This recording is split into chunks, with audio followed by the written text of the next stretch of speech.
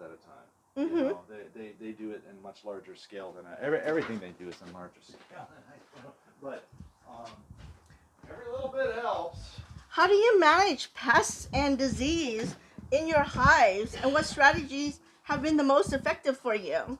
Ooh, pests. Disease. We we try. You know, there's the varroa mite. We try to mitigate that the best we can. Um, Other things that are not so obvious are fire ants. Mm-hmm. They'll bother the hive. Mm-hmm. So in some cases, I mean, I can't do it for every hive. The ants are very industrious at Mm-hmm. getting into the boxes. Mm-hmm. So I have one special hive stand at the bee yard, for example, Mm-hmm. where the legs of the rails go into little cans of oil, Mm-hmm. so the ants can't get to Mm-hmm. the hive stand. Mm-hmm. Yeah. Do you have 2 gloves or 3? I have 2. 2. Okay. Oh, here's Here. the second one. Oh, I got okay. it. Okay. Yeah. So, yeah. So that's ants. What else was there? There was the disease. We talked about that. Oh, look at this bee's carrying a dead bee away. Aww. That's called an undertaker bee. That's her Uh-huh. role in life, is to clean up the hive. So she's hauling a dead bee away. Aww. The undertaker so bee. Precious. So her role will change throughout her life. She'll Oh my gosh, I didn't even know. Oh, she slipped into the crack. Okay. She's having a hard time. Oh, she's trying to get it out of the crack, the dead bee. Do you Mm-hmm. see? Or are you too short? I'm too short, yeah. I wish I could help her, but she might. Oh no, she did it. It's a drone. She's carrying a dead boy away. Uh-huh. Oh, she can't quite fly with it. He's a little too heavy. Mm-hmm. She fell into Aw. the sink. Poor thing. Let me see if I can. Here, let's help her. Come on. She wants to go outside. Okay. Uh-oh, she fell again down there somewhere. Okay. Well, we Okay. tried. Bees are very, very, very tidy. The inside of that nest is meticulous. Uh-huh. Not only the combs, but the surface of your wood and the drywall and the back of the stucco. Mm-hmm. They actually coat that with a shellac, a bee Mm-hmm. glue like type thing. So they're protecting the porous surfaces Mm-hmm. from pathogens and Mm-hmm. little things that can bother them. Mm-hmm. You'll see that when we open it up. It's all like a stain almost. Mm-hmm. Like you varnished it. Mm-hmm. Okay, I don't know how to put the hoodie your thing arm's on. too short. Here we go. I'm doing it. Ta-da! And then Okay. back here we've got zippers. I'll pull Okay. these around for you so you can Okay. reach them. There's zipper number 2, comes around that way. Okay. And then we have to finish it at some point. You have like a lanyard sticking down. Oh, it's your phone. It's just my phone. Oh, your second phone. Oh, the question list. Okay. Oh, yeah, I don't know. You wanna take that off your neck first? Do I have to? You don't have to, but you have to close the zipper. Is the problem. Oh, here, you close it. I don't know how to do it. Well, we have to get the lanyard out of the way. Oh, okay, You okay, see, okay. It's blocking the zipper. Okay. So. Oh, okay. Here, let's do this. It's Yay! Almost getting good. held up on my hair thing. Oh dear. Okay. I'll let you Okay, work there. then. Okay. There. Okay, I'm Here, let me good. yank. I got it. Oh. Hair stuck to it. Okay. Other zipper. Oh, it's here. Okay, so these are really good bee suits. This is my previous suit to this one. Mm-hmm. So, I think I'm going to do this. we got to and push cover right here. this. There's a Velcro back there. You want to seal that gap. Velcro. Velcro just north I of the think zipper. It's just. So yeah, you know you won't see it, but you'll kind of feel what it does. Is it prevents a bee from getting in here Mm-hmm. and walking up and getting Okay. getting inside your. Okay. Thing. Now generally they don't have that much, unless they really want to sting you. Mm-hmm. They will try to do that Okay. because they would love their favorite place to sting an intruder is on the head. Oh joy. Right. So that's where that's where they would sting a bear. Inside the nostril, on the eyeball, inside the ear, because a bear, has got so much fur. Very tactical. It's very So when I put this glove on, it looks like you didn't do this. You want to pinch this right here so that you can pull the glove all the way up the arm without the suit pulling up. Oh, See how now my suit's, I'm still grabbing it, it's way down here. And then I slip my hand into the glove like that. Well, I don't want to, I can't do both hands. I can hold it. Because You'll be able to scroll your phone. You'll be able to scroll it with the glove. I can. I can do mine. Well, you have a more fancy phone than me. Yeah, I'm just going to keep it like this, okay? And then whenever I need to, then okay. I'll work If the bees it. attack you, walk away. Okay, I will. All right. Okay. I'm gonna get that ladder. Okay. I will get. Did you zip your leg zippers all the way down? You see these I think zippers? so. Okay, make sure they're down. 'Cause that's the other place I'll go for is your ankles.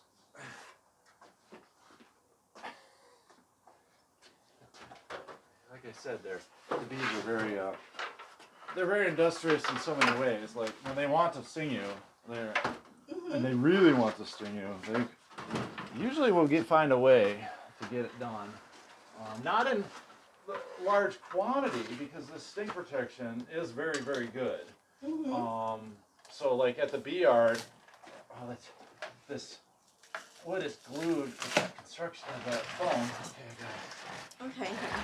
They will, wow, damn, seriously, think about firing up this swamp fluid. Does it work? I have no idea. Probably. Because I'm getting hot already. All this talking we're doing. Yeah. A lot of talking, not a lot of bee removal. Okay. Okay, how do you prevent your bees from swarming, and what techniques do you use to capture and relocate swarms? Well, just like any other beekeeper, to try to prevent a hive from swarming, you try not to let it get too big too fast in the spring. And what you can do if you realize the hive is growing too quickly is you can split it. And you take resources, frames of babies, bees, and you put it into a different box. And that you're dividing the hive. Capturing swarms, we do a lot of for homeowners and whatnot, is you just vacuum the bees and you try to capture the queen. It's basically all there is to it. Okay. Either vacuum them or you drop them into a bucket and you find the queen with a flashlight, which we'll be doing some of today with yours. Like I said, those clumps of bees that we'll be vacuuming up. This is impressive. This line, a water line, is going through the bracket. And the bracket is also foamed to the wall. I think I got, there's another screw. There's a hole. Hi, bee. That's what the tape is for. It's to stop the bee flow. So here they come. Hello, bees. Oh, joy. How do you handle the extraction and processing of honey from your hives, and what tools do you use for this process? I think you already went over that. No, I didn't. Okay. When it comes time to steal the honey, right? Bees, people figured this out a long time ago. Bees make more honey, or can make more honey than they need to survive winter. Okay? So we'll go to the hives, and they put on, a hive can put on 5 more gallons of honey than it needs. And we'll steal that. So basically, it's like we take the honey box off the hive. Personally, we blow the bees out with a leaf blower. Doesn't hurt the bees. So we're removing the bees from the honey frame, and then we bring the boxes to the extracting room. And then the honey frames need to be uncapped, because the bees put a wax seal over each cell in the honey. And we uncap it with a slicing uncapper, it's called. It works really well. It works fast. And then we put the frames into a centrifuge, which pulls the honey through physics, out of the cells. You've got a long leg there. What's happening there with that? I took my shoes off because I have Crocs on. I'm just like stepping on the hole. Is that okay? You should put shoes on. I don't have any tennis shoes. I only have the Crocs. I'm just afraid that they're gonna go through the whole thing. Oh. How should I do it? I don't know. Okay, well, let's just do this. Yeah. Okay. Is there like a water valve for that swamp cooler? Just go ahead and poke your head through the door and ask my mom. Oh, yeah, she won't know.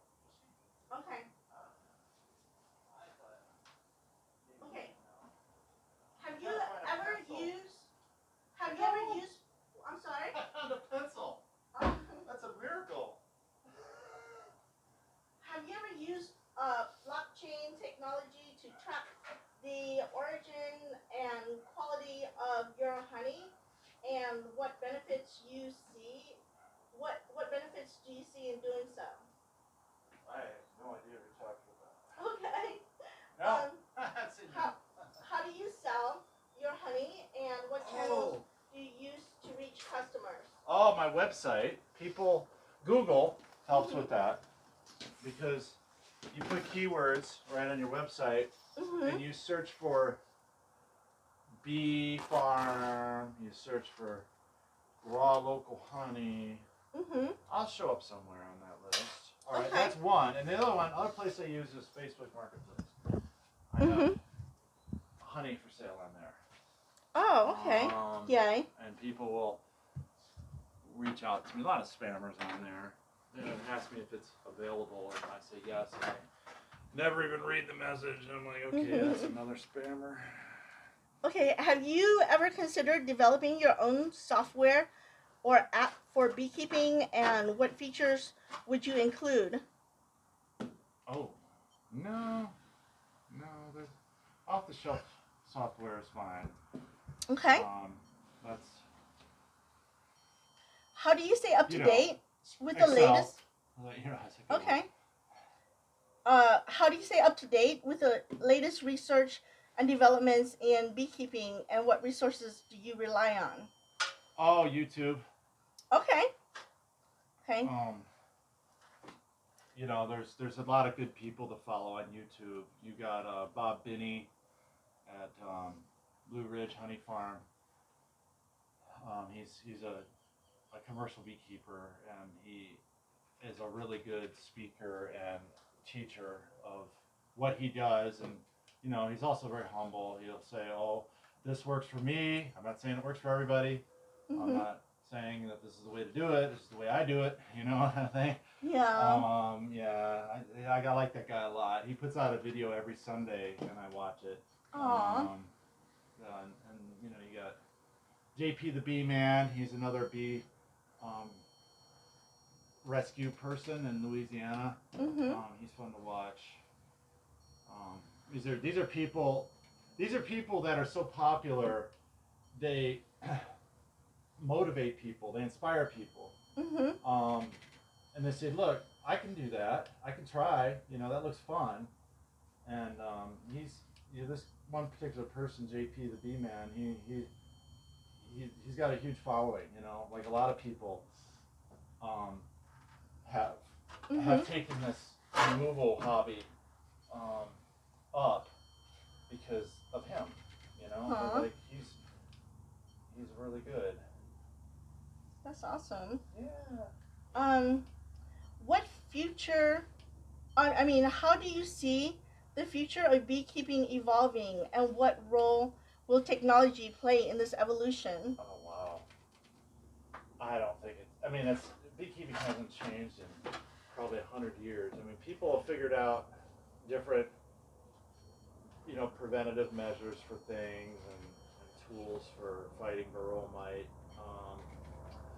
Really, the technology is helpful for like what's currently a problem with the bees. Like they figured out a few years ago that it was a certain chemical for that they were spraying on crops that was causing colony collapse disorder, right? So they started banning the chemical and different, you know, at each state level or whatever, they had to um, you know, do the legislature or whatever to ban the chemical, and they're doing it, right? It's not banned everywhere, but see that kind of thing is something that we actively need to do, right? Like, hey, we're losing the bees, right?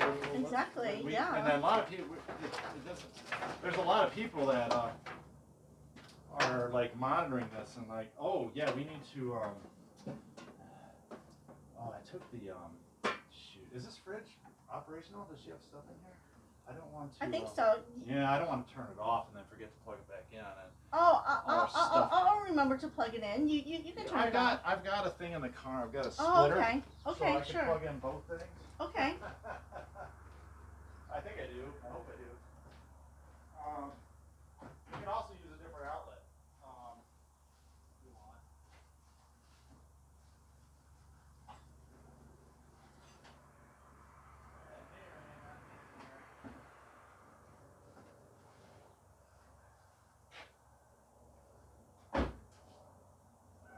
Yeah, so I was saying, I don't know if I told you this on text or on the phone, your wall there, yeah, I can't find the splitter. It's in my garage. To be proof that, you either have to close the gap at the outside